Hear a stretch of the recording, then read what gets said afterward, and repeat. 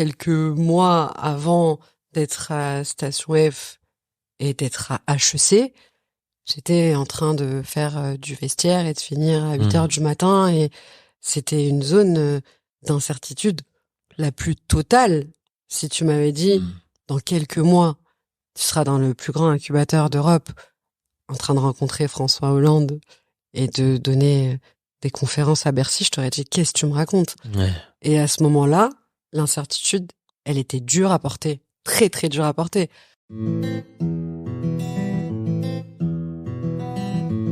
Oyez la popu, bienvenue sur Artisans de l'Esprit, le podcast qui met en avant les personnes de banlieue qui font tout pour s'accomplir.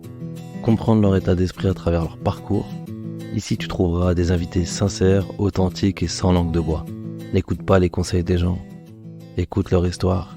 C'est maintenant sur Artisans de l'Esprit. Aujourd'hui, je reçois Imen Drazia. Son parcours hyper intéressant nous emmène et nous fait voyager entre l'Algérie, son pays natal, et comment elle a dû s'adapter en France, entre sa relation avec l'amour de soi et l'amour des autres, comment elle a fait pour se dépasser, être résiliente et passer de travail nocturne à HEC, aux grandes études et à l'entrepreneuriat.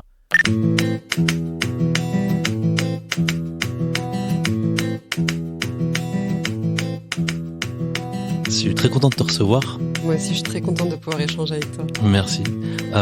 J'ai une question phare dans le podcast, et la première question que je pose à tous mes invités, c'est comment va ton cœur? Waouh, je le sens battre là en tout cas. Je pense que c'est une bonne chose. Ouais. En ce moment, il a eu pas mal de hauts et de bas, mais ça veut dire que je suis vivante. Et je pense qu'il est assez éprouvé. Je le sens beaucoup plus que avant, enfin plus que jamais en fait.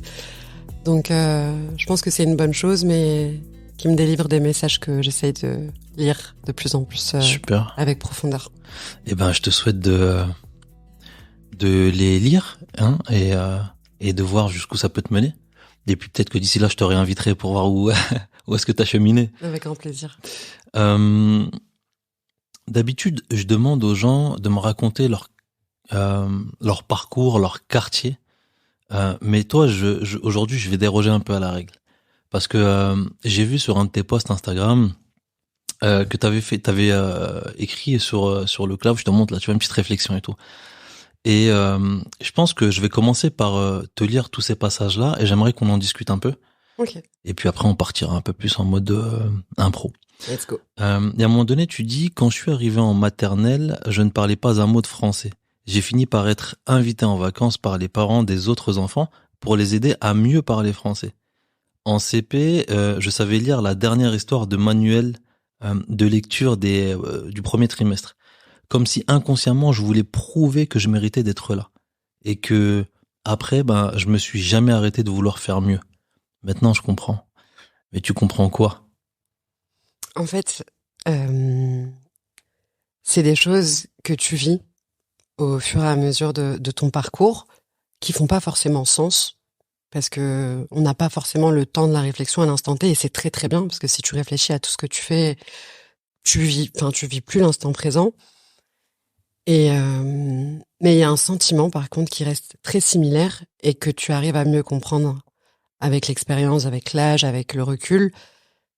Et c'est cette dalle que j'ai depuis toute petite. Ouais. Vraiment, depuis la maternelle. J'ai une très mauvaise mémoire, mais tu sais, les émotions, c'est associé aux souvenirs de toute façon, et c'est pour ça qu'ils résonnent en toi. Mais ouais, ce sentiment de dalle et de revanche, je l'ai toujours ressenti, et ça m'a toujours suivi.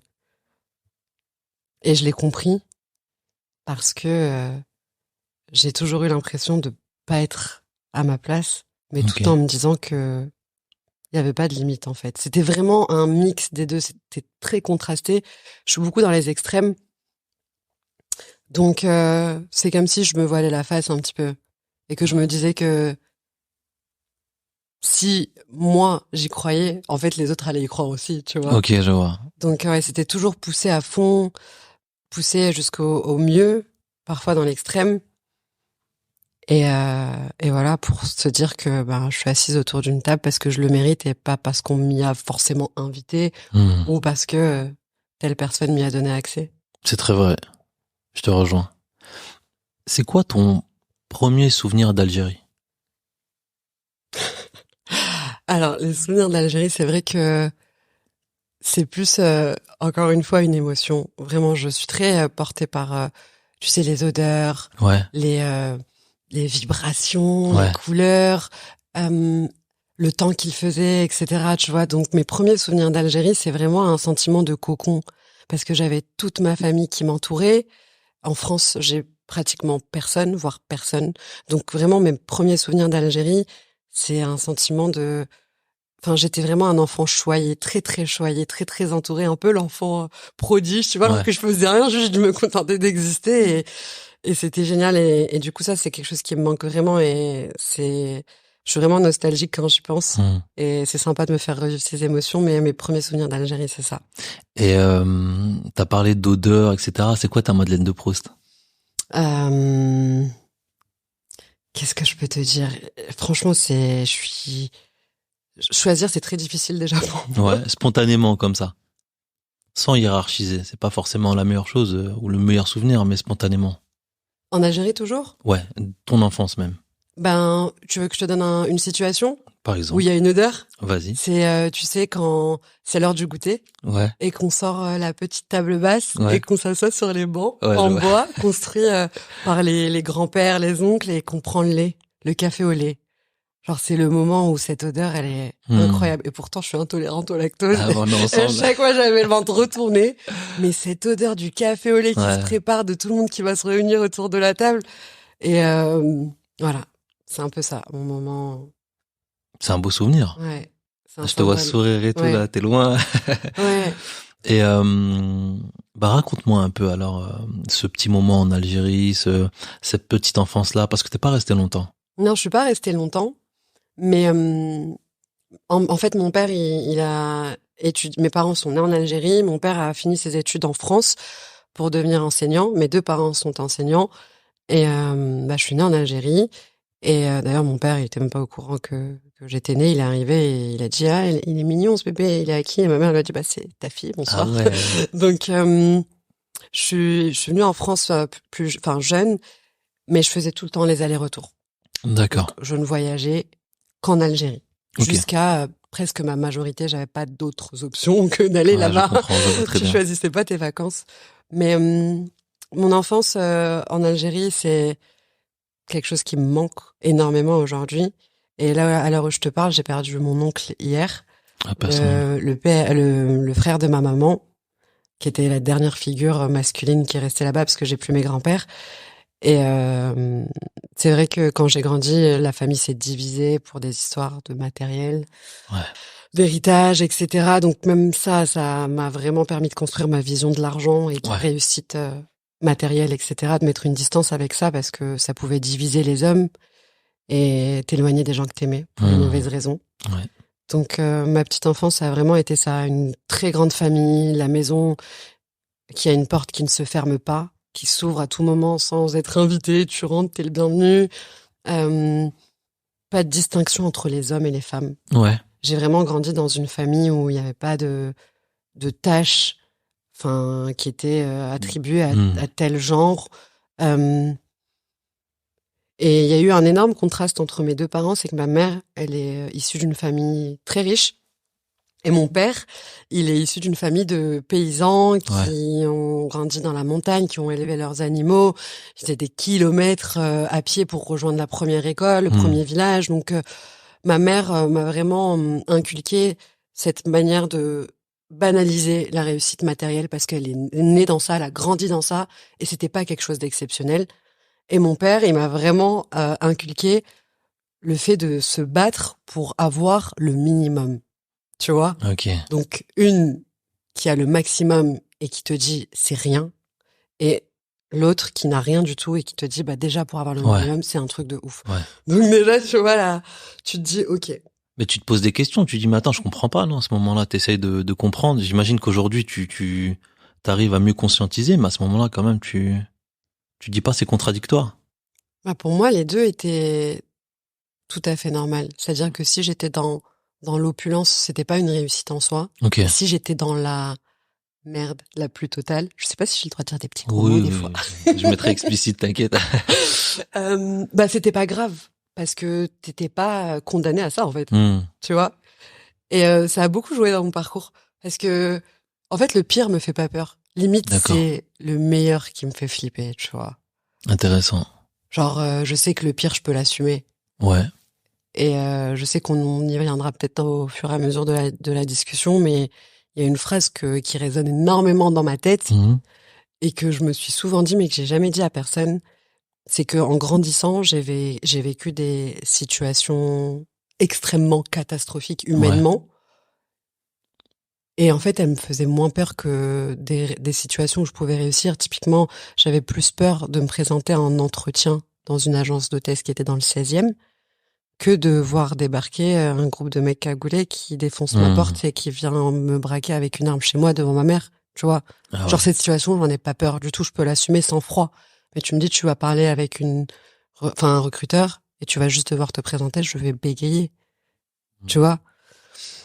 Donc voilà. C'est intéressant. J'ai fait un gros virage par rapport à ta question. Non, c'est bien, c'est bien. Mon enfance en Algérie.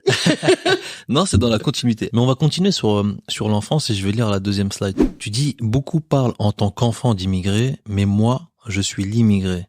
J'ai été sans papier pendant un moment. Ce sujet n'appartient à personne et il appartient à tout le monde en même temps. Parce que chacun en fait à sa propre histoire. Je le fuis parfois parce que je n'aime pas être défini ou reconnu par ces aspects.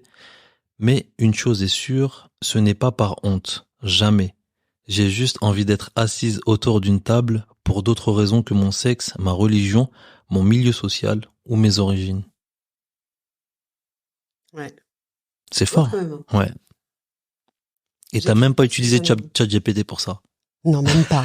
Franchement. Et je sais pas s'il aurait fait mieux que moi, en vrai. Ouais, je pense pas. Parce que c'est des choses qu'il faut avoir vécues et pour l'instant, je pense pas qu'il ait vécu tout ça encore, ChatGPT. Ouais, de ouf. Je pense pas qu'il vivra quelque chose d'ailleurs. Mais... je pense qu'il vit à travers nous, carrément, on le nourrit. Hein. Grave. Mais ouais, j'ai écrit ça hyper spontanément et je pense qu'il faut que je te dise 2-3 mots d'abord que j'aurais peut-être dû dire en intro. Dis-moi. Mais j'accorde énormément d'importance aux mots, que ce soit à l'écrit ou à l'oral. Tu veux dire la valeur des mots, le poids des mots. Tu choisis tes mots avec précaution. Ouais. J'ai été très bavarde plus jeune parce que je pense que les mots ont un pouvoir extraordinaire. Je suis d'accord. Et les pensées aussi, c'est la continuité. Et j'ai tendance à penser à haute voix, beaucoup. Donc, quand je fais des écrits comme celui que tu viens de lire, je le fais spontanément, sans trop réfléchir, parce que j'ai pas envie d'écrire pour écrire d'une belle manière. Oui, je vois. La forme est très importante dans tout, parce que ça permet à des personnes qui ne s'intéresseraient peut-être pas à certains sujets de les apprécier et de s'y intéresser encore plus. Mais là, je veux que les personnes qui nous écoutent et qui vont nous écouter sachent que, mes paroles n'appartiennent qu'à moi, vraiment. Et tout ce que je vais dire peut être interprété d'une multitude de façons. Ouais. Et c'est très important de savoir que notre manière de comprendre les choses est un reflet de notre esprit. Clairement. Donc ouais, je pense que c'est important de le dire. Et ces mots que j'ai écrits, qu'est-ce que t'as envie que je t'en dise? Elle t'évoque quoi avec un peu de recul déjà? Enfin, plutôt. Que j'ai beaucoup de naïveté encore aujourd'hui et que c'est quelque chose qui m'a beaucoup sauvée dans mon parcours. Parce que j'avais pas conscience de ce que c'était la banlieue, parce que pour moi c'était normal. Ouais. J'avais pas conscience que être né ailleurs c'était un sujet en fait, que d'être une femme c'était peut-être une faiblesse ou une force c'était juste factuel, c'était moi, j'étais comme ça et je me disais pas tiens, je vais parler de ça en fait parce que pourquoi? C'est juste un fait, chacun a son histoire, chacun a son parcours. Je suis ravie d'en apprendre sur les autres, mais j'avais pas je ne sentais pas qu'il fallait que je parle de ces sujets-là et j'ai commencé à en prendre conscience avec le temps, évidemment, parce qu'il y a certaines choses auxquelles on me disait non, je ne peux pas. Ouais. Je me disais, mais ça n'existe pas. J'ai énormément de mal avec les interdictions et le je ne peux pas. Non. Pour moi, ça n'existe pas. En toute honnêteté, j'ai aucune limite. Et ça a commencé au collège. quand tu dois faire tes choix pour ton orientation, par exemple, dans le supérieur, j'ai été la seule de tout mon collège à choisir la filière scientifique. Okay. Et on m'a dit explicitement, si tu le mets dans le dossier, on va pas le transmettre parce que on n'a pas de place attribuée en scientifique. Donc tu vas le mettre sur le papier, mais tu vas aller nulle part en fait. Et tu moi, perds un vœu, quoi, limite. Ouais, voilà. Mais moi, ouf. je fais toujours qu'un seul vœu. Je n'ai toujours pas de qu'un plan seul B, choix. Okay. Vraiment, quand je veux quelque chose, je l'ai. Ma seule barrière, c'est moi. Et du coup, ces sujets que j'ai évoqués dans les écrits que tu as lus, je m'en suis rendu compte il y a peut-être 5 ans, quand j'ai commencé à être dans le milieu de l'entrepreneuriat, etc.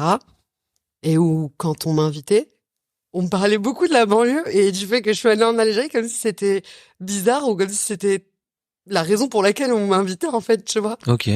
Et quand je voyais le rendu après des interviews ou des passages télé ou quoi, et à chaque fois c'était tourné en mode Imen, qui est né en Algérie, qui n'a pas fait d'école de commerce et qui a grandi dans le 9-3. Sérieux?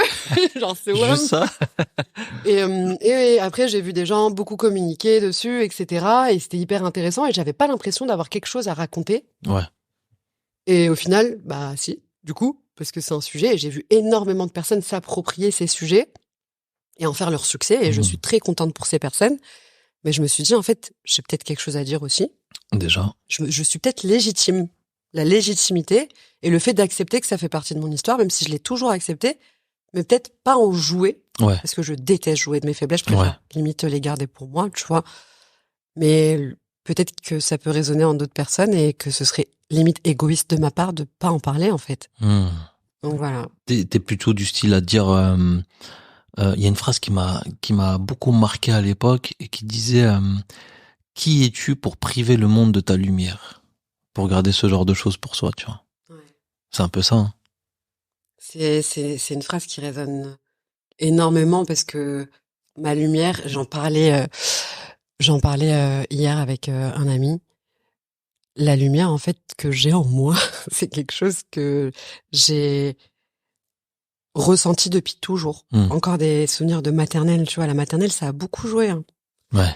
Et je la comprenais pas cette lumière et j'en avais peur parce que je me disais on a tous une lumière différente, une énergie différente, une manière d'appréhender la vie et de vivre chaque instant différemment. Et moi je me sentais trop différente et je me sentais bizarre et je me sentais pas comprise et je trouvais pas la même lumière que la mienne dans d'autres personnes et c'était pas grave parce que je m'intéressais à toutes les énergies, tu vois. Mais avec le temps, j'avais l'impression qu'il fallait que je la cache, cette lumière. Ouais, je vois. Parce que ça montrait que j'étais différente et les gens, ils me mettaient un peu de côté à cause de ça. Du coup, à un moment donné, tu dis, je vais me lisser et je vais essayer de mimer ce que je vois autour de moi, même si c'est un peu bizarre. Mais tu t'essayes à l'exercice, en fait. Et c'est comme ça que tu commences à essayer de te définir le besoin d'appartenance. Même si j'ai toujours été très solitaire, je me suis essayée à cet exercice. Parce que c'est normal, tu te compares. Ouais. C'est comme et ça. Puis tu t'adaptes à ton environnement aussi. Clairement. Absolument. Et là, je pense que notre entretien est en train de marquer vraiment un tournant dans le fait d'accepter cette lumière et toutes les couleurs qu'elle contient. Vraiment. Et de l'intégrer. Absolument. Et ben, ça fait une belle transition avec la suite qui dit d'où je viens, on est animé d'une force et d'une mélodie qu'on ne peut ni imiter, ni faire comprendre aux autres. Avec rien, on fait tout, et avec tout, on ne sait pas par où commencer. On est maladroit avec l'amour, on renifle ce qu'on aime, ça me fait rire ça, et on a envie de mordre quand on le ressent. Ça veut dire quoi? Ça veut dire qu'on est plein, en fait, on est entier, c'est ça que tu veux dire? Bah, j'ai beaucoup eu l'impression d'être trop et pas assez en même temps. Selon l'environnement dans lequel t'étais, à mon avis. Exactement. Quand t'es dans le 16e, t'es pas assez.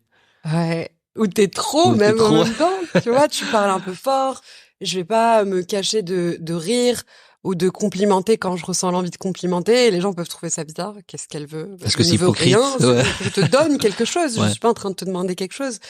Et tu sais, quand tu grandis dans un environnement où les gens te ressemblent, parce qu'on va pas se mentir, par quartier, par arrondissement, par département, on se ressemble un peu. On est une grande famille.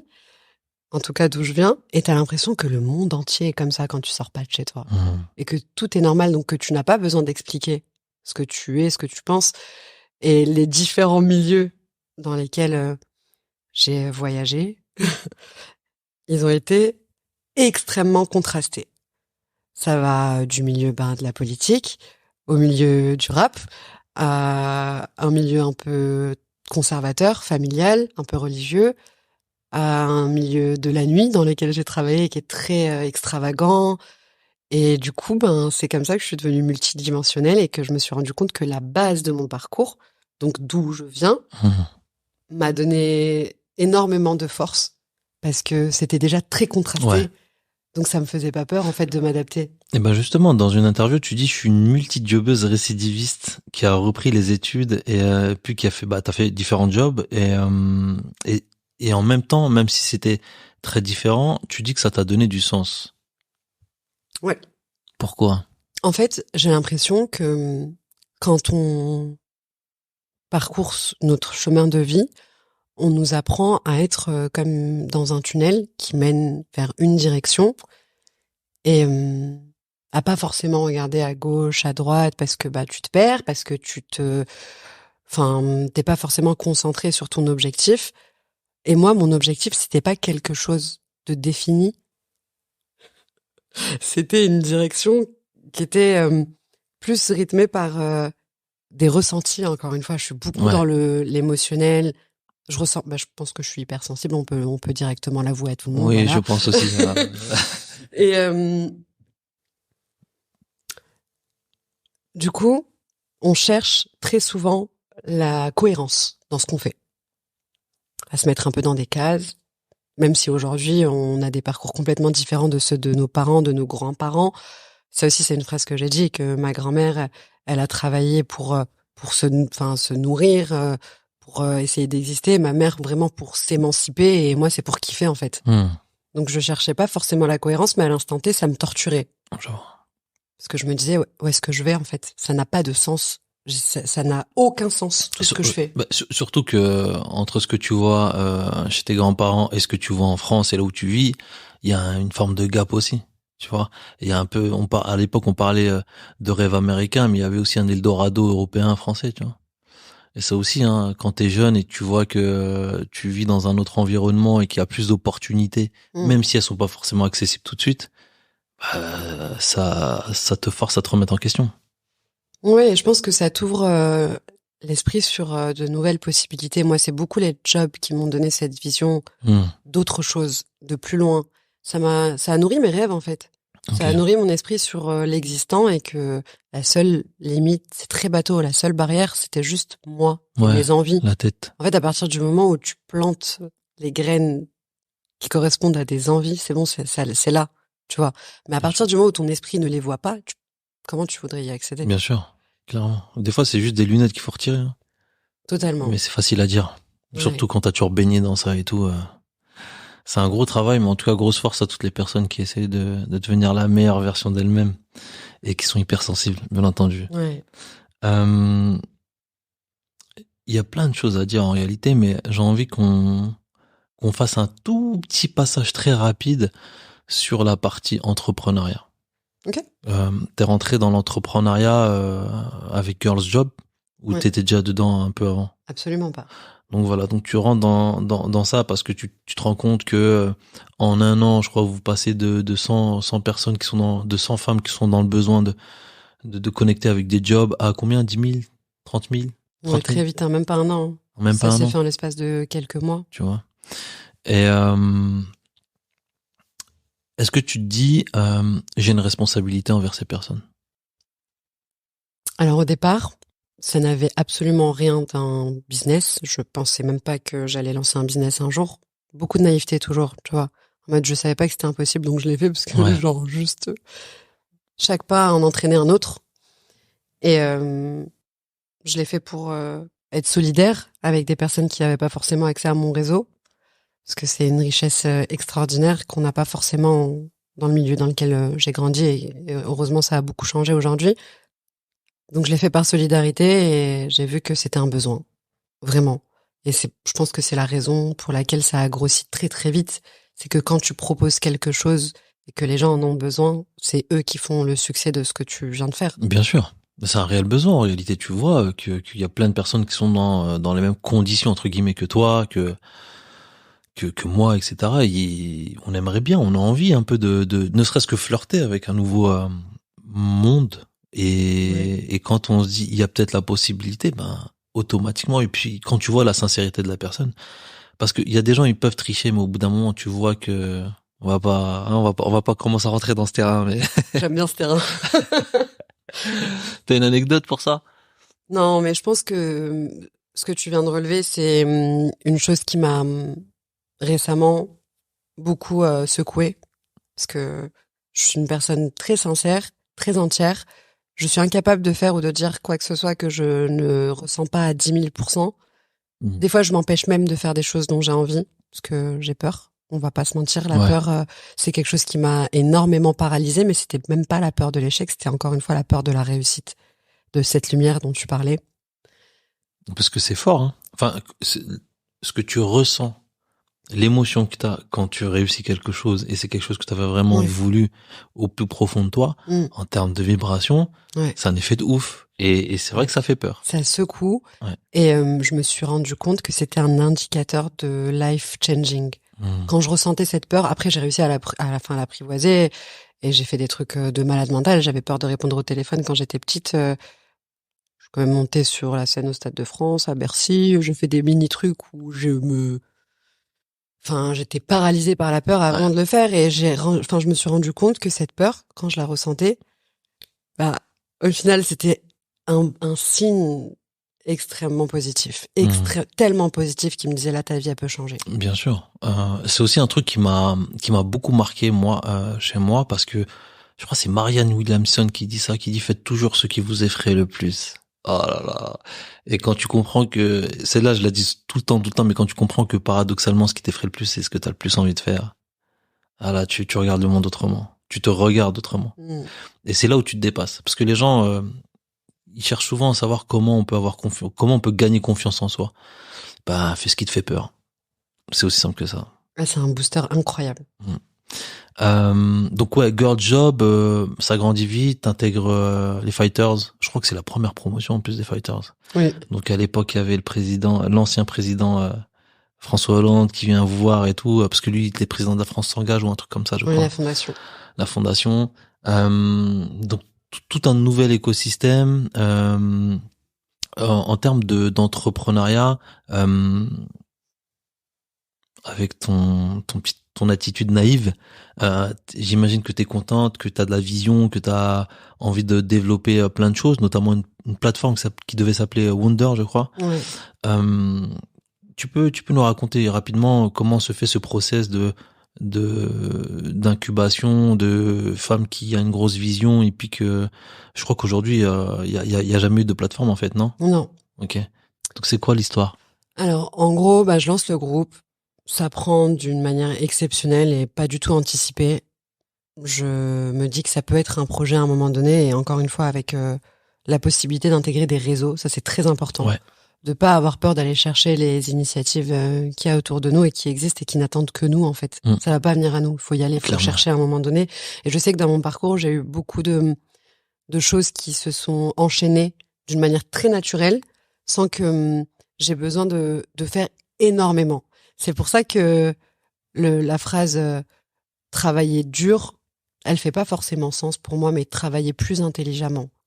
Être efficient. Exactement. Pas beaucoup d'énergie dans plein de choses, mais dans des actions qui ont de l'impact. Réellement.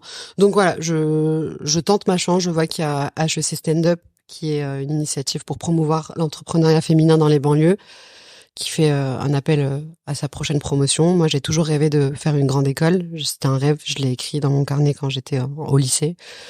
Et je me dis, allez, c'est parti. Je prends conscience que ça peut être un projet. Je vois plein de femmes motivées qui construisent des projets. Et je me dis que désormais, j'allais faire partie de ces femmes-là et que j'y avais le droit. Donc là, on entre dans une autre dimension. Okay. Encore une fois, tu prends conscience de quelque chose qui peut exister et t'y vas. Tu places l'attention. Exactement. Ouais. Et c'est des mondes qui s'ouvrent au fur et à mesure de tes prises de conscience, en fait. Et ce qui est fou, c'est que là où à une époque ça te semblait irréalisable, là c'est normal. Ouais. J'y pensais même pas, en fait. Ouais. Et dès que j'y ai pensé, dès que j'ai réalisé, ça y est, c'est une clé. La prise de conscience, c'est vraiment une clé. Et là, j'y vais, je me dis, tu te transformes en yes woman, comme le film Yes Man. Tout ce qui te fait peur, t'y vas. Tu fonces. Et là, ça s'enchaîne. Donc, c'est ça le fil conducteur de ce parcours entrepreneurial, c'est dire oui à tout. Et à ce qui te fait le plus peur, évidemment. Bien sûr. Et du coup, ça s'enchaîne. Donc, Station F. Là, je prends conscience que l'entrepreneuriat, c'est des vrais process. L'impro, c'est super. Ne pas avoir conscience des limites, c'est super parce que voilà, tu t'y vas, t'as pas peur, tu te freines beaucoup moins que si t'en avais conscience. Mais il y a quand même des règles. Et moi, j'ai du mal avec les règles. Mais je me dis, c'est un apprentissage. T'as une chance inouïe de faire partie de cette promotion des fighters. D'ailleurs, j'ai failli ne pas aller à l'oral parce que j'adore fuir. Ces moments qui représentent des tournants de vie. Mais j'y vais. Ouais. Et ça s'enchaîne tout seul. Et ma vision, en fait, elle se crée pas. C'est juste qu'il y a des gens qui m'ont permis d'y faire écho. Tu vois ce que je veux te dire? C'était là, c'était existant. Mais le fait d'être entouré par ces personnes, par cet écosystème, c'est comme si ça résonnait. Ouais, je vois. Et que je prenais la place qui était déjà la mienne. Voilà, exactement. Tu prends la place de personne. On a chacun une place à prendre. Et il faut juste avoir des moments qui font que ça clique. Okay. Des connexions qui font que ça se révèle. Vraiment, des déclencheurs. Et j'ai dû faire un choix, pousser à fond cette initiative qui a commencé à s'envoler et qui avait un poids extraordinaire, et finir mes études. C'était hyper dur de choisir, mais je sais que dans ce parcours entrepreneurial, le fait de faire partie d'une promotion de fighter, c'était très gratifiant. Ouais. Mais en même temps, ça me montrait que j'étais pas pareil que les autres. On était 10 dans la promotion de fighters et il y avait des centaines d'autres entrepreneurs. On était la minorité. Ouais. Et je me disais, pourquoi je suis dans cette promotion de fighters? Il y a des choses qui font que c'est hyper positif parce que ça m'a donné accès à ça. Mais pourquoi je serais pas dans l'autre aussi? Ouais. Et c'était les diplômes. Et je me suis dit que même si je ne voulais jamais faire de CV, et jamais postuler à quelconque job, je voulais avoir cette couche en plus qui enveloppe ma personne, qui est si demain j'arrive dans une discussion et qu'on me demande ce que j'ai fait, j'étais capable de dire j'ai fait HEC Polytechnique et la Sorbonne. Eh oui. Tu vois. Le CV, c'est important. C'est absolument dérisoire. C'est des mots, c'est des noms, c'est des papiers. Enfin, je veux que les gens sachent que ça ne te donne absolument pas plus ou moins de valeur qu'un autre individu d'avoir fait des études, même si je pousse les gens à étudier. C'est, l'éducation, surtout en France, on a une chance énorme. Mais ça fait pas ta valeur et ça fait pas du tout de toi une personne qui peut réussir plus qu'une autre. Parce que pour moi, à l'école, on crée pas forcément des gens qui pensent en dehors d'un cadre et qui ont pour but de réaliser des rêves de liberté extrême. Ah non, on te forme pour travailler, c'est tout. Absolument. Mais ceci est un autre sujet. Oui. Pour terminer sur Girls Job, alors et notamment la plateforme qui devait se faire et tout, qu'est-ce qui s'est passé? Ok, c'est un sujet dont j'ai jamais parlé parce que j'ai fini mes études fin 2019. Donc, au début du Covid, tout simplement. Et la plateforme, elle était amorcée par les jobs dans l'événementiel. Ah, ok. Parce que c'était mes premières opportunités par rapport à mon réseau, par rapport aux gens qui me sollicitaient. Ça coulait de source, parce que Girl Job, c'était vraiment pour faire matcher les jobs en fonction des profils, mais pas sur des caractéristiques physiques ou de diplôme. C'était vraiment pour faire matcher les ambitions et les passions des profils et mettre vraiment en avant la beauté individuelle et l'événementiel et le sport surtout, où je trouvais ça exceptionnel, et j'ai pas voulu transformer ça en personne qui serait à l'accueil d'endroits pour distribuer des masques et du gel hydroalcoolique. Okay. Ça faisait pas sens pour moi. Et du coup, c'était le moment. La maquette était prête, l'application était prête, tout était. Donc vraiment, encore une fois, au dernier moment, là. J'attendais juste de passer ma soutenance de fin d'études et tout le projet était Ready, comme on dit. Absolument. Et je suis pas du genre à vouloir pousser absolument quelque chose, même s'il faut avoir de la persévérance dans la vie, c'est primordial. Mais quand quelque chose ne doit pas exister, c'est pas grave. Il y a quelque chose de mieux qui se cache derrière. Bien sûr. Et la vie, elle m'a dit, OK, t'as fait ce que tu voulais faire, c'est super. Mais là, il y a peut-être d'autres choses que tu dois explorer. Et ce que je devais explorer, c'était moi. Parce que j'ai vécu sous anesthésie très longtemps. Même si j'ai beaucoup eu conscience de mes pensées, de mes envies, de mes aspirations, je les ai beaucoup tues. Ah, d'accord. C'est pas au sens propre que tu dis ça. C'est au sens... Ok. Ouais. Donc ce moment de néant dans le business, alors que j'avais énormément bossé pour sortir ce projet, je me suis dit, tu vas pas t'apitoyer sur ton sort. La vie t'offre une pause. T'as fini tes études à 29 ans. J'ai repris mes études à 26 ans. Et entre-temps, j'ai fait une infinité de choses. Et là, c'était mon moment à moi, d'arrêter de courir après la vie, le business, les études. C'est bon, t'as fait ce que t'avais à faire.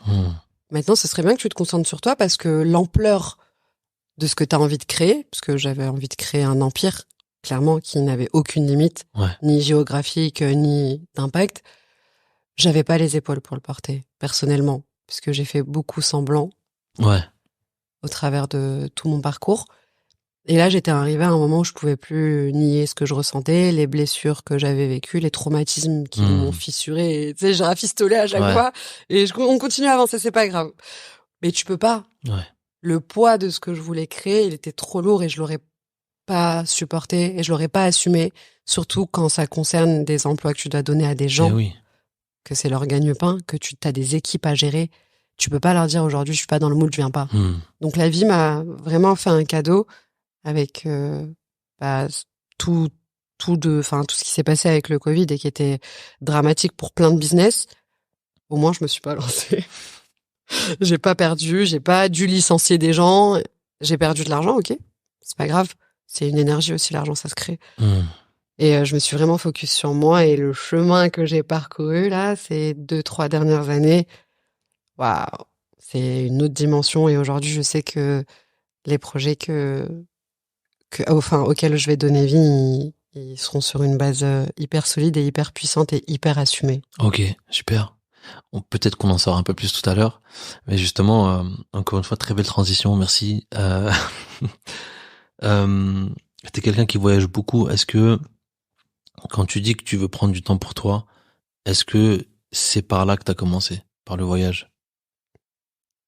Le voyage, c'est quelque chose auquel je n'espérais même pas rêver plus jeune. Alors attends, excuse-moi, j'ai une question. Est-ce que t'étais comme moi, c'est-à-dire que pendant longtemps tu t'es freiné dans le sens où tu te disais je ne mérite pas ou c'est pas le moment de partir en vacances parce que j'ai trop de choses à faire? En l'occurrence, moi, c'était en mode quand j'ai repris les études, vu que je validais pas forcément mes années d'affilée et tout, je me disais non, tu mérites pas, tu pars pas en vacances. Tu charbonnes. Tu punissais un peu. Exactement. Moi, c'est pas du tout ça. Ce que j'ai envie de faire, je le fais et je me mets jamais de barrière. En fait, encore une fois, ma barrière, c'était la prise de conscience que je pouvais le faire. Ok. Parce que j'ai grandi dans une famille assez conservatrice où j'avais pas le droit de partir en vacances sans ma famille, sans mes parents, etc. Donc c'était l'Algérie tout le temps. C'était super. Moi, j'ai adoré mes vacances en Algérie. Mais c'est comme si mon esprit ne s'autorisait même pas la possibilité d'aller ailleurs. Et même financièrement, peut-être que j'aurais même pas pu. Donc finalement, c'est bien que cet esprit n'ait pas eu envie de voyager à ce moment-là. Et tu vois, c'est encore un truc qui faisait pas sens avant, mais aujourd'hui, je comprends. Mon timing est vraiment propre à mon chemin. Mes études, je les finis à 29 ans. Je commence à voyager très tard. Mais mes études, quand je les finis dans les meilleures écoles de France. Quand je commence à voyager, je vais dans des destinations de rêve aux Philippines, au Mexique, au Brésil, aux US, des choses qui pour moi étaient inaccessibles. Et là, ça coule de source, c'est fluide. En fait, c'est soit rien, soit des trucs exceptionnels. Ouais. Et donc, du coup, le voyage, pour répondre à ta question, parce que je suis une élève très dissipée, désolée, Le voyage, ça m'ouvre encore une fois dans une énième dimension où ça m'enrichit et je me dis, ben, quand tu voyages géographiquement, déjà c'est Ouais. exceptionnel. T'es là et dans quelques heures après, t'es dans un endroit où les gens, enfin, vivent d'une manière complètement différente, dans un environnement complètement différent. S'il vous plaît, voyagez. Vraiment, c'est très important. Et seul, si vous pouvez. Ah, C'est alors encore ça. mieux. Ah, mais Ah oui, parce que j'ai voyagé seule, en sac ouais. à dos, sans itinéraire. Tu vois encore le côté naïf de Ouais. j'y vais et je verrai ce qui se passe. J'ai Ah, pas peur du pire. mais est-ce que c'était, alors moi, la première fois que j'ai voyagé seul, c'était une forme de ras-le-bol. Ouais. Parce que justement, je m'étais rendu compte que je m'autorisais pas, etc. Et pour marquer le coup, je me suis dit, bah, tu vas prendre, je sais pas où je vais aller, mais je vais prendre, il faut que ce soit un vol qui dure au moins minimum 8 heures. Vraiment Ouais. pour me dépayser, tu vois. Tu vas loin. Voilà. Et je me suis dit, je prends 2 semaines et je me cachais pas où. Ok. Il faut qu'il y ait du sable, de l'eau Ouais. turquoise et voilà, quoi. Ouais, c'est vrai que j'aime bien être dépaysée et qu'il fasse plutôt beau. Je suis pas une personne du froid.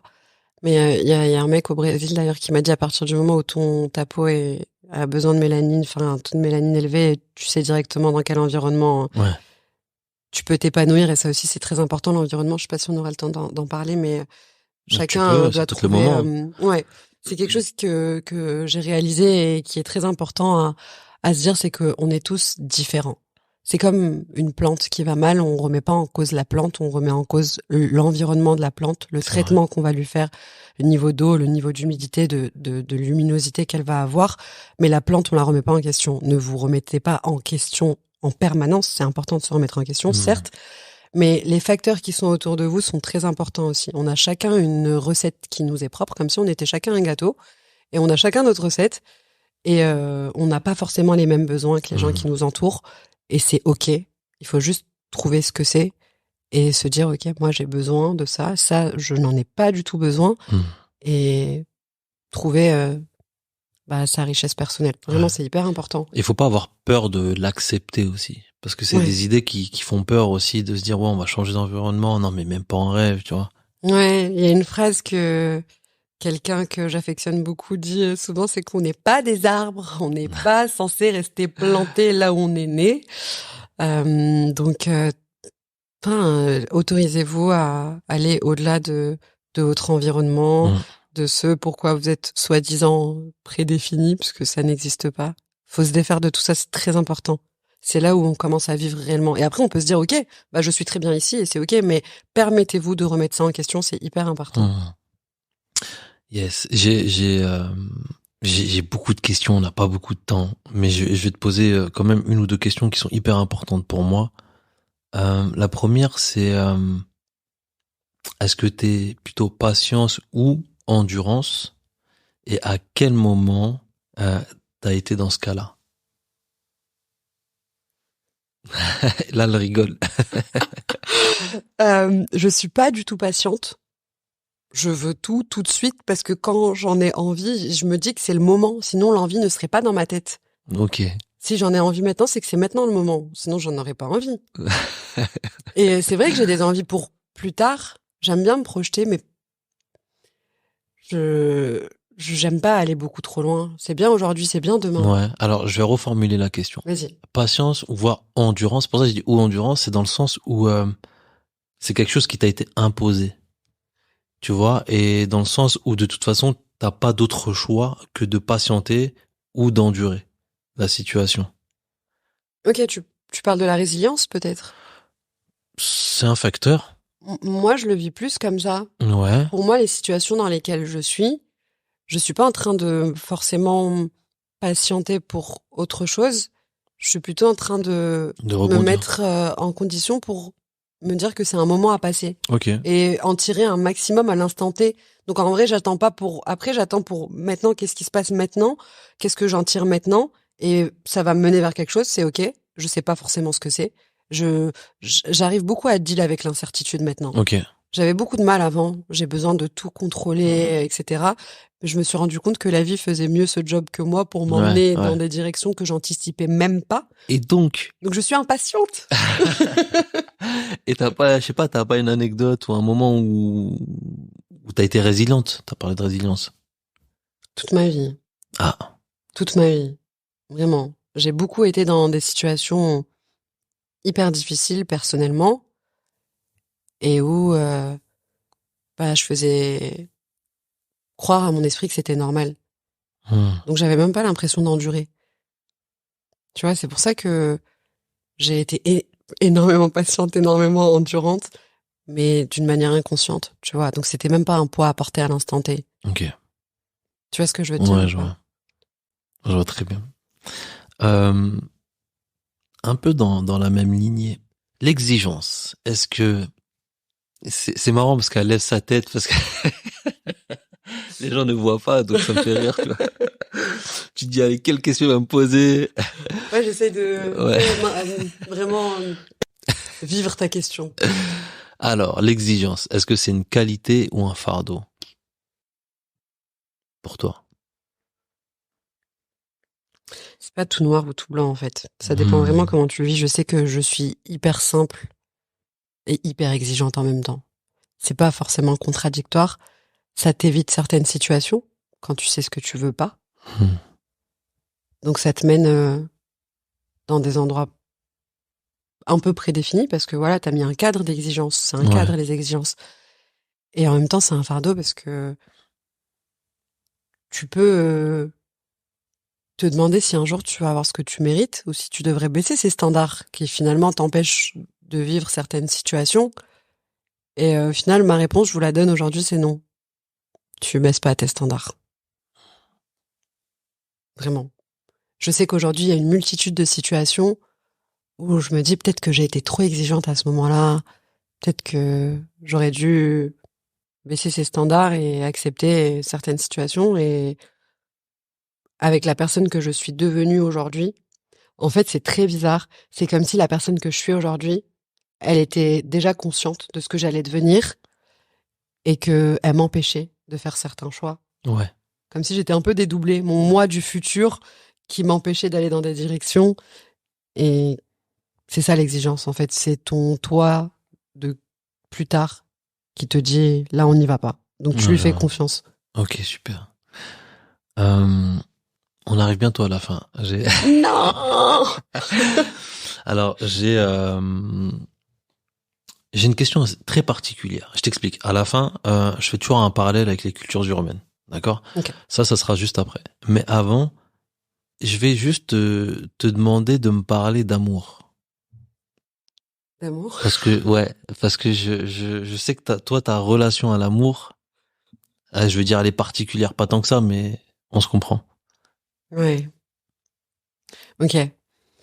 Ma relation à l'amour, et encore une fois, elle est propre à chacun. Et j'ai mis du temps à la comprendre, à l'apprivoiser, à en tirer ce que ça avait à m'apprendre.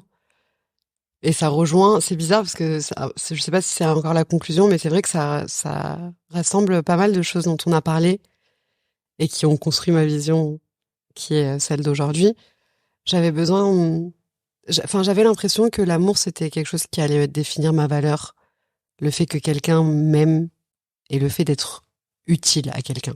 Toujours cette notion d'apporter quelque chose à l'autre sans forcément que ça m'apporte quelque chose et au contraire, j'étais beaucoup dans la destruction. De me détruire pour apporter à quelqu'un. Ouais. Que l'amour, ça fait mal. Ouais. Parce que j'ai grandi dans un environnement où on part pas. On quitte pas sa femme, on quitte pas son mari, on endure, encore une fois, sans avoir conscience que c'est de la patience ou de l'endurance, que tu restes. Que ça te convienne ou pas, que ça te fasse souffrir ou pas, que ça te donne des blessures physiques ou émotionnelles ou pas. Et du coup, je me disais que c'était normal, que souffrir, ça faisait partie de la vie et que limite, ça me faisait me sentir vivante de souffrir, tu vois. Ouais. C'est quand je ressentais de l'apaisement que c'était bizarre et que ça me faisait mal d'être apaisée. Ça me torturait. Ok. Et comme si tu méritais pas. Exactement, comme si la manière de ressentir l'amour, c'était de souffrir. Ouais. Et que l'autre, on s'ennuyait, en fait, il se passait rien. Ouais. Je suis devenue toxique et j'en ai pris conscience il y a 2 ans. Et je le dis pour la première fois, c'est rigolo. Il y a plein d'exclus là, c'est trop bien. Ouais. Et cette vision de l'amour, elle s'est construite de manière très violente et très brutale, avec une position de victime et de sauveur constante. Ouais. J'ai pu être le bourreau aussi, à certains moments, avec ce triangle. Triangle de Karpman pour Exactement. les gens qui ne connaissent pas. Et j'avais l'impression qu'il fallait forcément nourrir l'autre ou se nourrir de l'autre. Et aujourd'hui, ma vision, elle est complètement différente. Déjà, je peux exister sans amour. Parce que l'amour le plus important, c'est celui que je vais me porter à moi-même. Et j'ai de la valeur, même s'il y a personne qui m'aime. C'est un truc que j'avais jamais intégré. Est-ce que tu veux dire par là que tu veux pas créer de dépendance à l'amour? Si ça vient, c'est bien. Si ça vient pas, bah, Ouais. ok. J'ai été dépendante affective à 10 000%. C'est vraiment hyper dur de te dire que ta valeur dépend d'une autre personne et que quand t'es toute seule, tu n'existes pas, alors que je suis très solitaire, c'est très contrasté, tu vois. Donc, ouais, aujourd'hui, j'accepte d'être seule et j'accepte de m'aimer et je découvre ce que c'est de véritablement s'aimer. Et j'ai aussi compris que l'amour, c'est laisser l'autre exister. On ne doit pas réparer l'autre. Il y a personne qui doit endosser ce job à part moi et je n'ai la mission de réparer personne d'autre que moi-même. Donc, ouais. Merci pour ta réponse et ta transparence. Ouais. C'était très profond. En fait, je t'ai posé cette question parce qu'il y a pas longtemps, je me suis un petit peu renseigné sur les jambes flumelles, etc. Ouais. Tu vois. Et pour les gens qui connaissent pas ça, alors c'est pas un concept. Je sais pas comment je peux l'expliquer, mais c'est simplement quelque chose où il y a des âmes sœurs et qui sont connectés à un niveau très très puissant, on va dire. Et ça crée de la passion où c'est très fort, mais dans les deux sens. Quand ça va se lâcher très fort. Ça va repartir. Il y a une forme de connexion qui ne finit jamais. C'est-à-dire que quand tu vas penser à quelqu'un, même si vous êtes à l'autre bout du monde, et ben voilà, il y a plein de trucs comme ça. C'est très intéressant. Après, tout le monde n'est pas dans ce niveau-là. Parfois, les gens ont tendance à croire que c'est le cas parce que il y a quelques petites connexions et tout, mais c'est pas. C'est très particulier comme sensation. Et je te parlais de cette vidéo que tu avais mis justement sur ton Insta, donc ça rejoint ce que tu dis au début sur la sensibilité, sur le fait que je sais pas si t'es HPE ou HPI ou un truc comme ça, mais moi j'ai ma petite idée, tu vois. Mais je trouvais intéressant d'avoir ce retour-là et je savais que t'allais être franche, donc merci pour ça. Si tu veux, je te dis un dernier petit mot là-dessus parce que je savais pas si tu voulais aborder vraiment le concept de flamme jumelle que j'ai découvert en le vivant. Encore une fois, quand tu rentres dans une dimension, bah tu la comprends, ça fait sens. Alors que si on t'en parle avant, tu dis de quoi elle parle. Tu vois, on a tous un peu des mots qui sont banalisés comme âme sœur, etc. Flamme jumelle, c'est moins répandu quand même. Et en fait, il y a une différence entre les âmes sœurs et les flammes jumelles. La flamme jumelle, en fait, c'est un parcours de vie dans lequel tu n'as pas besoin d'être physiquement avec la personne. Vos parcours vont se croiser et en fait, ta flamme jumelle, elle va te pousser à sortir ce qu'il y a de plus sombre et de plus brisé en toi. Et après, elle va te laisser, dans ton parcours, résoudre ces choses-là. Et peut-être que vos chemins se recroiseront, mais c'est vrai que c'est très dur d'être loin de sa flamme jumelle, puisqu'elle te fait vibrer à un niveau de fréquence très très élevé. Mais il y a un délire de télépathie. J'entends ce qu'elle va me dire et je sais que la personne entend ce que tu vas lui dire. Mais c'est un autre monde encore une fois. Ouais, bah merci d'avoir bien résumé le concept. Enfin, j'appelle ça concept, mais. Alors, on arrive au moment fatidique. Tout à l'heure, je te disais que j'aimais bien faire un parallèle avec les cultures urbaines. Donc, ce que j'essaye de faire comme ça avec le peu d'informations que j'ai sur mon invité, c'est de voir à quel niveau je peux, entre guillemets, la comparer. Et toi, c'était très spontané. Tu as déjà vu le film Truman Show? Ouais. Moi, quand j'y ai pensé à ce film-là, alors déjà pour rappeler aux gens le petit pitch de ce film-là, c'est l'histoire d'un mec qui s'appelle Truman et en fait le Truman Show, c'est une télé-réalité. Donc c'est filmé H24, 7 jours sur 7 et lui il est pas au courant, en fait, il y a que des acteurs autour de lui il est pas au courant qu'il est filmé et tout. Et c'est un film très très très intéressant parce que je suis désolé, je vais devoir spoil, mais la morale du film, c'est qu'il y a un libre arbitre, tu vois. Et lui justement, il l'a pas du tout. il a, au fil du temps, il y a un peu son inconscient qui le rattrape et qui lui dit, t'es en train de passer à côté de ta vie, il y a tout le monde qui se fout de ta gueule, etc. Ouais. Et j'ai envie de te poser une question par rapport à ça. Est-ce que tu t'es déjà senti emprisonné en ayant justement ce désir de sortir, voir l'inconnu, et en même temps avoir peur au point de ne pas passer le cap? Tu l'as déjà survolé un peu tout à l'heure, mais moi j'ai envie de mettre l'accent sur l'incertitude, parce que tu te dis toujours, on se dit, quand on sait il nous manque plus qu'une petite action qui va potentiellement changer radicalement notre vie, eh ben ça nous fait peur, comme tu l'as dit tout à l'heure. Quel a été le moment le plus décisif pour toi? Alors, je vais répondre déjà à la première partie de ta question. J'ai une grande attache à la liberté et je pense que c'est mon goal au quotidien, d'être libre, de penser, d'agir, de choisir, etc. Même si c'est un peu limité, je me suis souvent enfermée dans certaines situations et je me suis dit que c'était peut-être ce qu'il fallait. Tu vois, à un moment donné, tu te dis bon, peut-être qu'il faut que j'arrête de voir au-delà de tout ça et que j'accepte. Et ça a jamais fait long feu, en fait. Ok.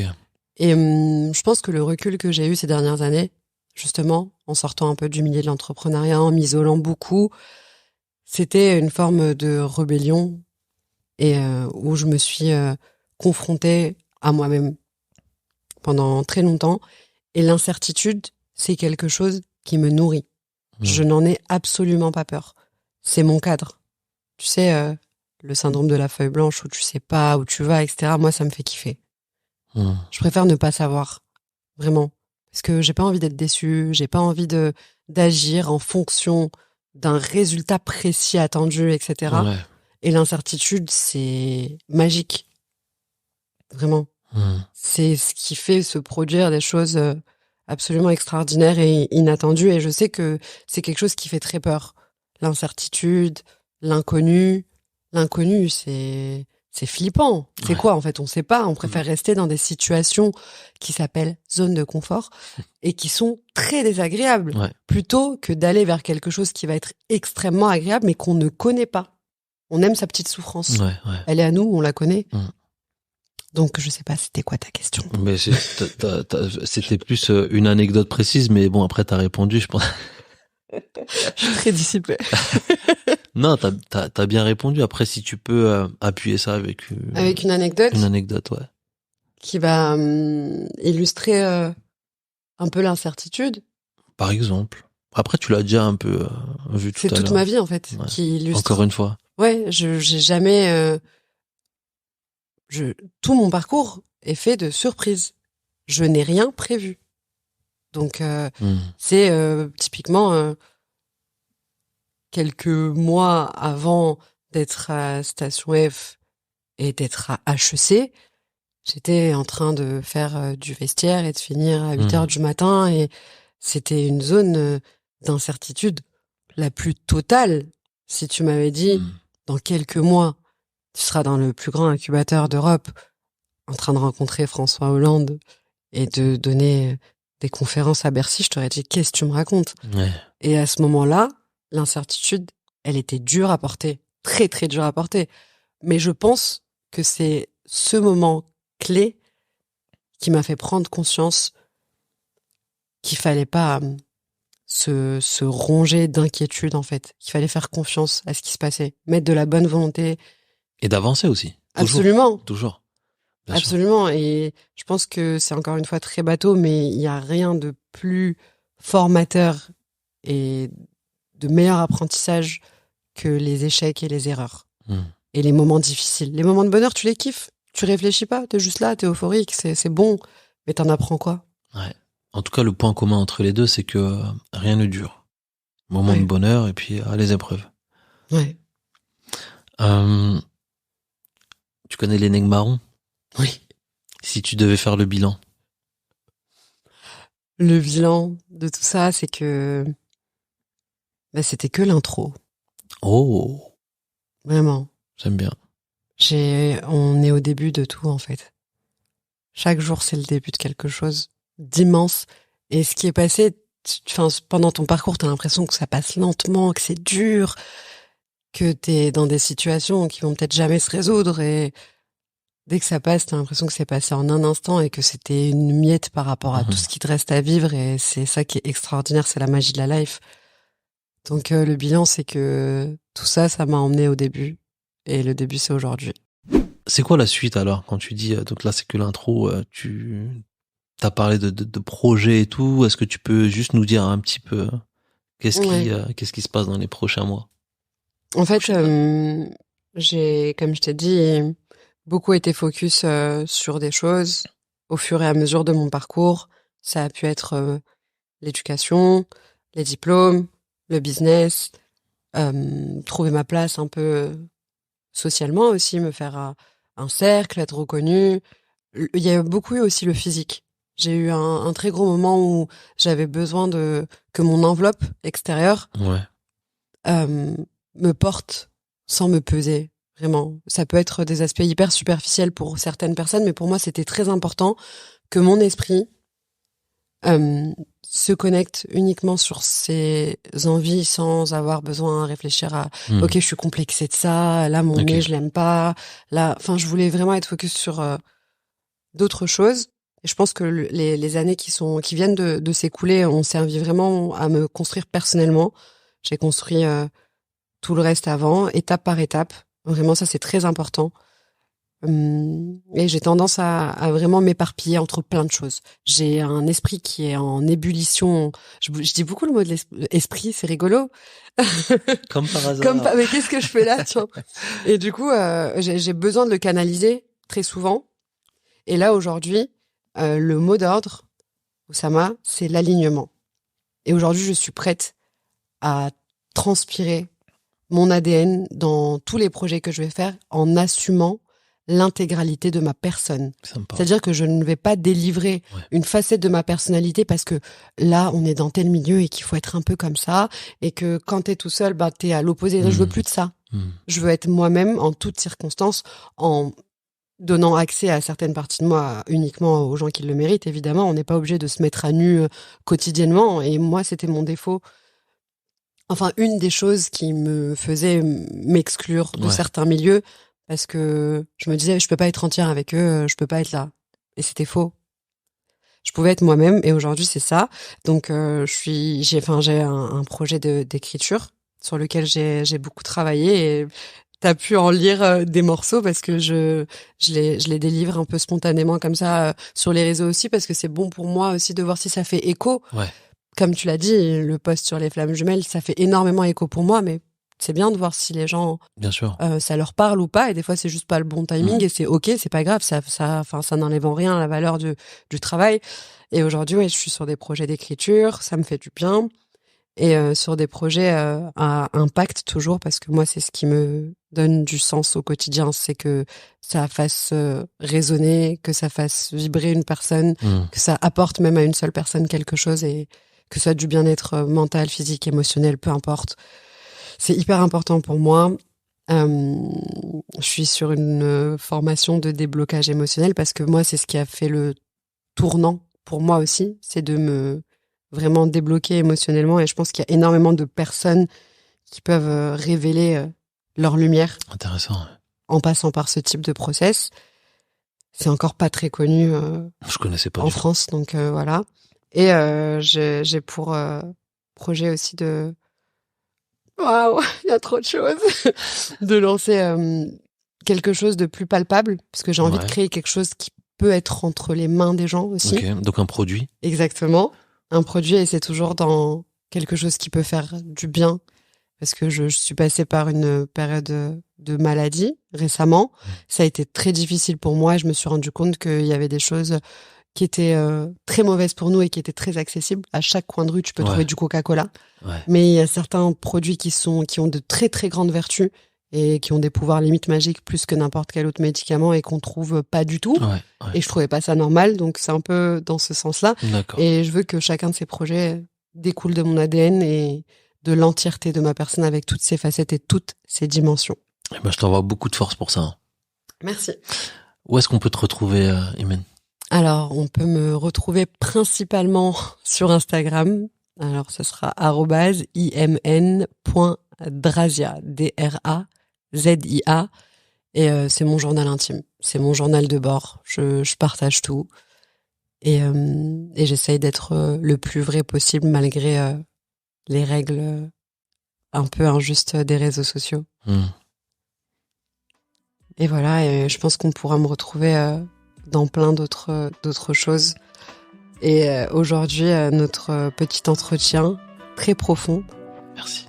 Et très intéressant marque le début, encore une fois, d'un renouveau. Et ça me fait très plaisir d'être venu te voir.